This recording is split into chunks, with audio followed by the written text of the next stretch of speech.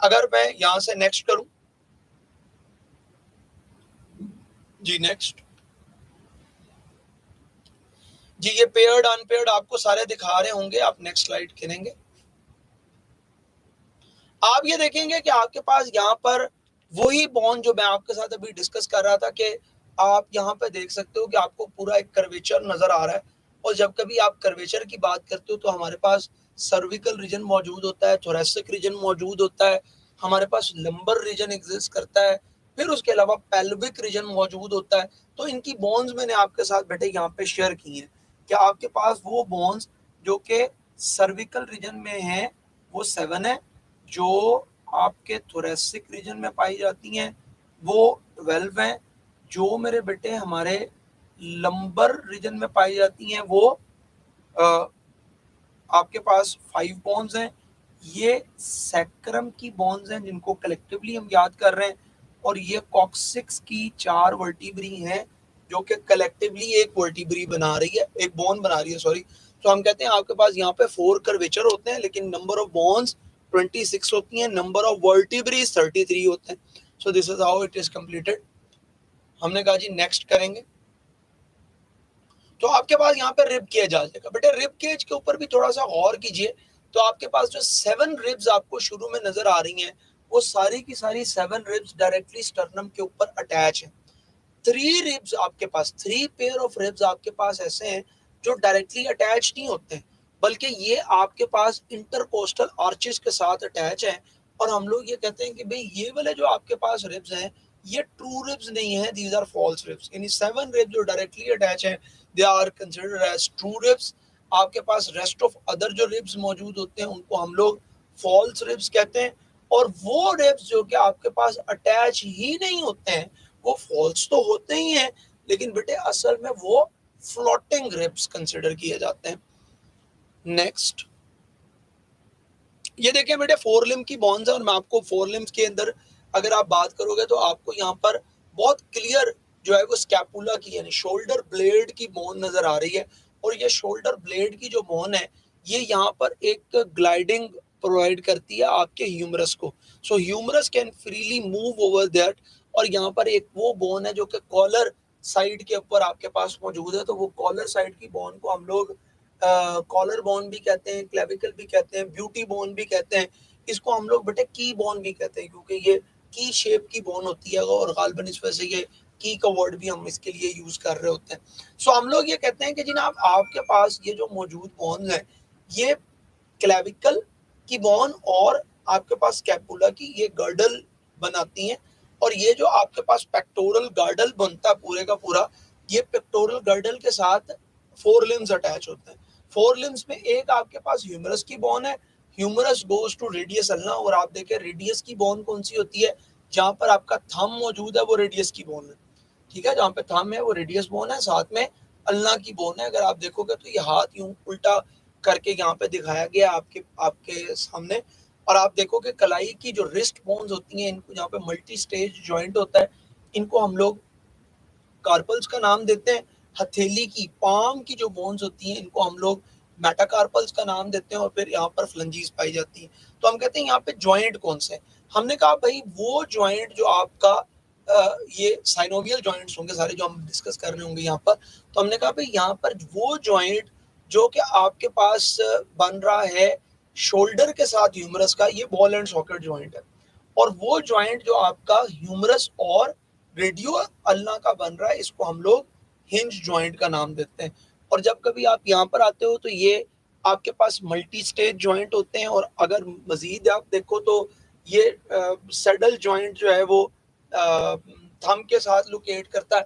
सो हम यहाँ पर बोन्स को काउंट करना शुरू करें तो हमें पता है कि 14 फ्लंजेस हैं जो यहाँ पर मौजूद है, 5 मेटाकार्बल ये 19 होते हैं, 19 प्लस 8 27, 27 प्लस रेडियस अल्ना को काउंट करोगे तो रेडियस अल्ना 29, 29 प्लस 1 ह्यूमरस 30, 30 और पेक्टोरल गर्डल के इस साइड को अगर आप देखो तो एक क्लेविकल और एक स्कैपुला की बोन 32, 32 मल्टीप्लाई बाय 2 यानी 32 प्लस 32 दोनों तरफ अगर बोन्स को काउंट करो तो 64 बोन्स ऐसी हैं जो पेक्टोरल गर्डल के अंदर और फोरलिम्ब के अंदर पाई जाती हैं। मोर ओवर अगर आप नेक्स्ट स्लाइड के ऊपर देखोगे तो वहां पर आपके पास हाइंड लिम्ब दिखाया गया, और हाइंड लिम्ब के साथ यहाँ पर कोक्सल बोन्स नहीं दिखाई गई, जो कि आगे डायग्राम के अंदर बेटे मौजूद है। जब कभी आप कोक्सल बोन्स की बात करते हो तो कोक्सल बोन बेसिकली 3 खुद बोन से के फ्यूजन से बनी है। इलियम, इशियम, प्यूबिस जब कभी मिलते हैं तो एक कोक्सल बोन बनता है। जब कभी आप 2 कोक्सल बोन्स की बात करते हो तो वो आपका एक पेल्विक गर्डल डिजाइन करती है। ये पेल्विक गर्डल के साथ आपकी बॉडी की सबसे बड़ी बोन अटैच है, जिसको हम लोग नाम देते हैं फीमर का। और फीमर बेटे आपके पास वो बोन है जो कि फ्रंट एंड के ऊपर जाके मिलती है टिबिया के साथ, और टिबिया के साथ ये हिंज जॉइंट बनाती है। यहाँ पर आपको एक नी बोन भी नजर आएगी, जिसको हम लोग पैटेला की बोन कहते हैं। अगर आप यहाँ पे देखें तो ये अपने एंड के ऊपर, यानी टिबिया अपने एंड पर जब कभी भी जॉइंट बनाएगी तो ये जॉइंट बना रही होगी एंकल के साथ। और एंकल की जो बोन्स होती हैं इनको टार्सल्स कहते हैं, जो तादाद में 7 होती हैं, और 5 मेटाटार्सल, 14 फ्लेंजेस होती हैं। हम कहते हैं रिवर्स ऑर्डर में अगर आप इसको कैलकुलेट करो तो 14 + 5 ये 19 होंगी, 19 + 7 26, 26 में एक आप ऐड करोगे फिब्यूला, एक टिबिया और एक फीमर, तो 4 बोन आप ये वाली काउंट कर लो, 3 ये काउंट कर लोगे 29, एक आप पेटेला की बोन काउंट करोगे, ये हो जाएंगी 30। 30 के साथ आप जब कभी 3 बोन्स काउंट करोगे तो वो एक कॉक्सल काउंट होगी 31। 31 + 31 62 बोन्स होंगी। तो टोटल 126 बोन्स आपके पास अपेंडिकुलर स्केलेटन के अंदर बेटे मौजूद होंगी। हम कहते हैं जी नेक्स्ट स्लाइड के ऊपर अगर आप चलोगे तो ये आपके पास जॉइंट्स हैं, और जॉइंट में से बेटे लाजिम है कि क्वेश्चन आएगा, यानी ये पक्की बात है कि आपको जॉइंट में से क्वेश्चन आना है। और हम कहते हैं भाई जॉइंट की तो बातें बहुत आसान है। जब कभी भी हम लोग जॉइंट की बात करते हैं तो जॉइंट वो जगह होती है वेयर द बोन मीट, जहाँ पे बोन मीट करती। हम कहते हैं कि अगर आपके पास 206 बोन्स हैं तो बेटे असल में 360 आपके पास जॉइंट्स पाए जाते हैं। ये जो 360 जॉइंट्स हैं, ये जॉइंट्स या तो आपके पास बेटे अपनी मूवमेंट के हवाले से इमूवेबल जॉइंट्स हैं, या ये आपके पास स्लाइटली मूवेबल जॉइंट्स हैं, या ये आपके पास फ्रीली मूवेबल जॉइंट्स हैं। हम लोग जब कभी ये बात करते हैं कि बेटे इमूवेबल जॉइंट्स कौन से होते हैं, तो ये बेसिकली फिब्रस जॉइंट है, यानी ये वो जगह हैं जहां पर आपके पास फिब्रस कनेक्शंस मौजूद हैं और वो बोन्स वहां से मूव नहीं करती।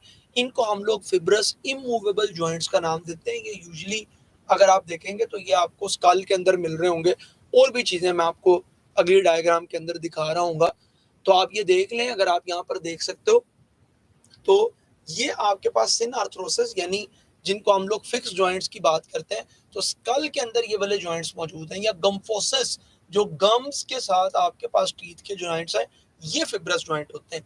अगली स्लाइड के ऊपर आप मूव करोगे तो स्लाइटली मूवेबल जॉइंट आपको अगली स्लाइड के ऊपर मिलेंगे। तो अगली स्लाइड के अंदर हम ये देखते हैं कि आपके पास स्लाइटली मूवेबल जॉइंट है, जिनको हम लोग एम्फी आर्थरोसिस कहते हैं। अच्छा, ये वो जॉइंट है बेटे आपके पास जो स्लाइड मूव करते हैं। जैसे आप कभी अपने चेस्ट के ऊपर, आपके चेस्ट, अगर आप कभी चेस्ट के ऊपर हाथ रखते हो तो चेस्ट के ऊपर हाथ रखने से आप को कभी फील ये आता है कि ये चेस्ट आउटवर्ड मूव करती है जब कभी आप गहरा सांस लेते हो। यानी अगर आपने गहरा सांस लिया तो ये जो आउटवर्ड मूव की स्लाइड मूवमेंट है ना, ये स्लाइड मूवमेंट यहाँ पर मौजूद जॉइंट्स की वजह से, कार्टिलेजिनस जॉइंट की वजह से। या मैं ये बात करता हूँ कि बेटे आपके पास जो वर्टिबल कॉलम है, तो वर्टिबल कॉलम के अंदर भी कार्टिलेजिनस जॉइंट्स मौजूद होते हैं। या अगर आप कभी पैल्विक गर्डल की बात करते हो तो पेल्विक गर्डल के ऊपर अगर देखें, यहाँ पे प्यूबिक सिम्फिसिस मैंने आपको शो किया है। बेटे ये प्यूबिक सिम्फिसिस आपको पता है आपकी बुक में कहां पर बना है?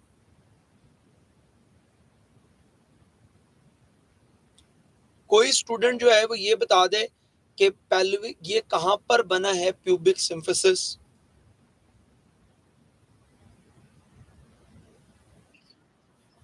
हाँ जी। नहीं बेटे, पेल्विक रीजन में नहीं, वो तो मुझे भी यहाँ पे नजर आ रहा है कि ये पेल्विक रीजन मैंने ड्रॉ किया हुआ है। प्यूबिक सिम्फिसिस की लेबलिंग आपके पास किताब में कहाँ है? प्यूबिक सिम्फिसिस कहीं पे लेबल हुआ बुक में?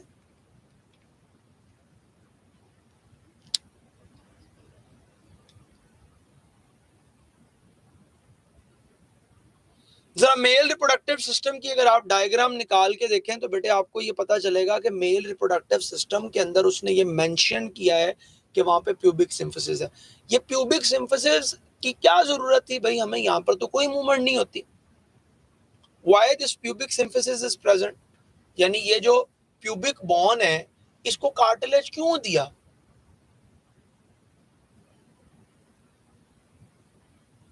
क्योंकि बेटे जब किसी बच्चे की डिलीवरी होनी होती है ना, तो औरत के इस रीजन में विड्थ इंक्रीज होनी चाहिए, वरना delivery is very tough.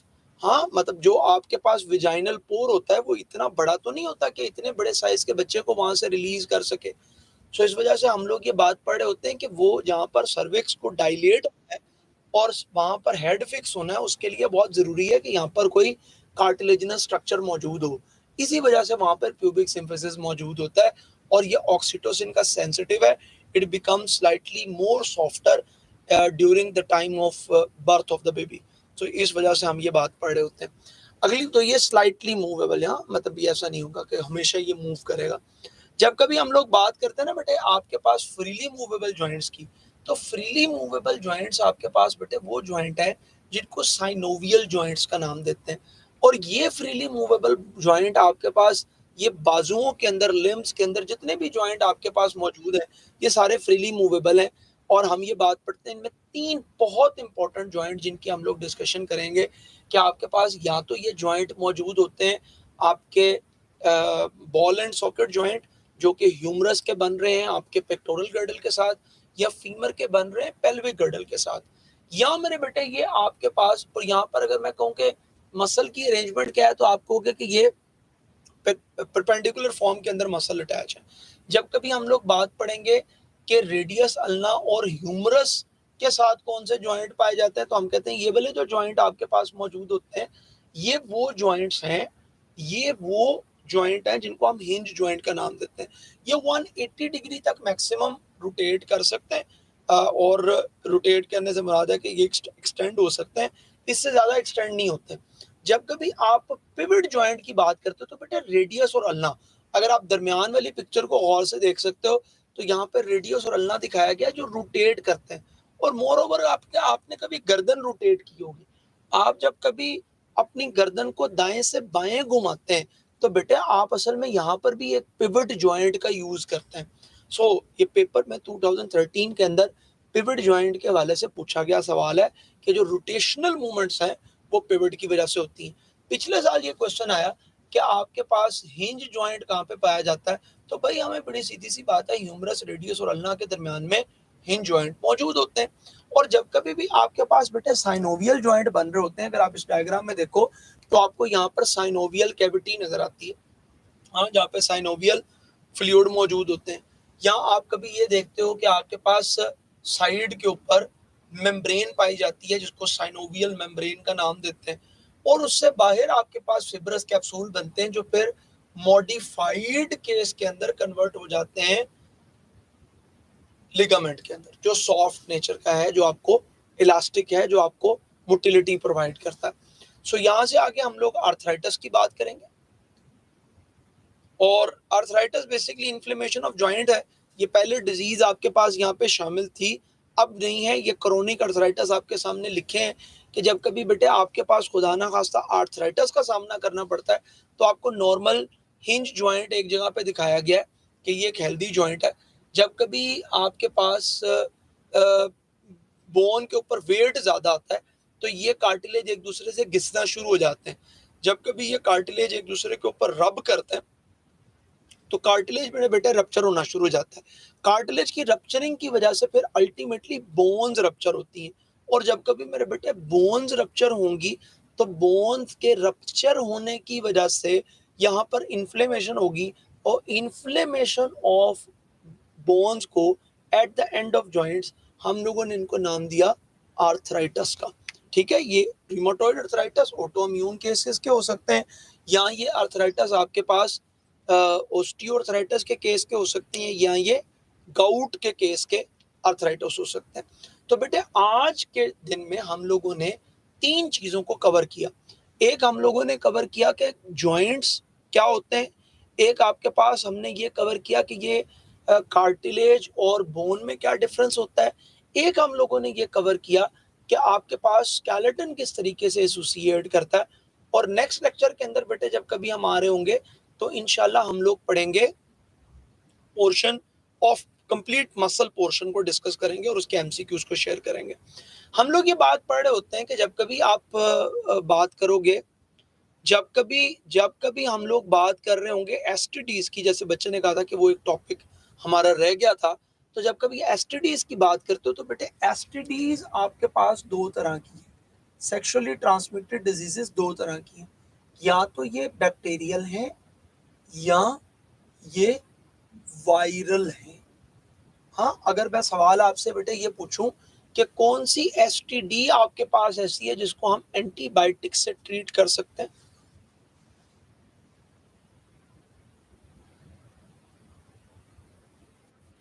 Bacterial को ट्रीट कर सकते हैं। अब मुझे जरा आंसर करते जाइएगा, कौन सी एसटीडी ऐसी है जिसके अंदर आपका इम्यून सिस्टम वीक हो जाता है? HIV तो वायरस है, एड्स के अंदर आपका इम्यून सिस्टम वीक हो जाता है। कौन सी एसटीडी ऐसी होती है बेटे जिसके अंदर आपके टी हेल्पर सेल इन्फेक्ट होते हैं? एड्स के अंदर टी हेल्पर सेल इन्फेक्ट होते हैं।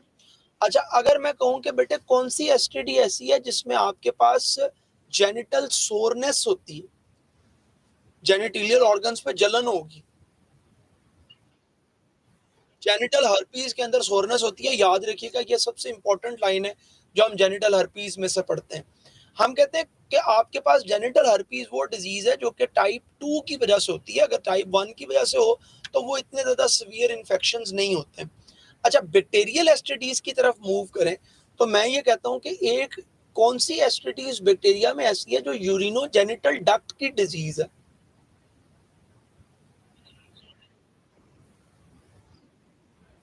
यूरिनोजेनिटल डक्ट की डिजीज गोनोरिया की डिजीज है, यानी जो मेल से मेनली ट्रांसमिट होती है। आप किताब को देखिएगा, गौर से उसने लिखा कि ये यूरिनोजेनिटल डक्ट। अब देखिए ना, यूरिनोजेनिटल डक्ट मेल के पास है, फीमेल के पास यूरिनरी डक्ट सेपरेट है और उनके पास जेनिटल डक्ट सेपरेट है। तो फीमेल के अंदर जेनिटल और यूरिनरी डक्ट सेपरेट होती हैं, लेकिन मेल के पास जो है ना वो यूरिनरी डक्ट और जो जेनिटल डक्ट है वो सेम होती है। हम लोग यहाँ पर ये बात पढ़ते हैं कि अगर कोई आपसे सवाल ये पूछता है कि बेटे जो गोनोरिया का बैक्टीरियम है, यानी नाइजेरिया गोनोरे जो है, वो ग्राम पॉजिटिव है या ग्राम नेगेटिव है? अच्छा, पीटीबी इसको ग्राम पॉजिटिव लिखती है, लेकिन बेटे in true sense this is gram negative bacterium. Please remember, ये ग्राम नेगेटिव बैक्टीरियम है, और हम लोग ये अस्यूम कर रहे हैं कि बेटे पेपर आपका चूंकि बनेगा फेडरल की तरफ से, हाँ, वहां पर जो पेपर बन रहा होगा वो फेडरल की तरफ से होगा, कंडक्ट उसको यूएचएस करवाएगा। क्योंकि उसको कंडक्ट यूएचएस करवाएगा और पेपर मेकिंग बॉडी पीएमसी होगी, इस वजह से अगर आपको ये आंसर मार्क करना पड़े तो आप ग्राम नेगेटिव को मार्क करेंगे। अच्छा, कौन सी एसटीडी आपके पास ऐसी होती है बेटे जो कि आई बोन जॉइंट्स को इफेक्ट करती है?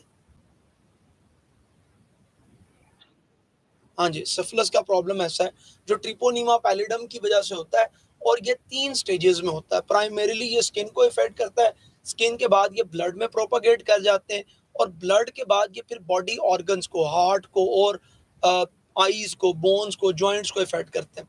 अच्छा, कौन सी एसटीडी ऐसी है जो कि बच्चे के जो एक प्रेग्नेंट मदर के बच्चे को इन्फेक्ट करती है और बच्चे की एक्सक्लूसिवली आई और उसके सेंट्रल नर्वस सिस्टम को इफेक्ट करती है? बेटे सारी की सारी एसटीडीज ऐसी हैं जो बच्चों की आईज को और सीएनएस को डैमेज करती हैं। अब इसको पढ़िएगा और यहाँ तक हम लोग इसको फिनिश ऑफ कर रहे होंगे कि ये एसटीडी का पोर्शन था जो कि अनकॉन्शियसली रह गया, तो वो आपने कहा, हमने उसको देख लिया। कल हम यहीं से बेटे कंटिन्यू कर रहे होंगे स्केलेटल मसल से इंशाल्लाह।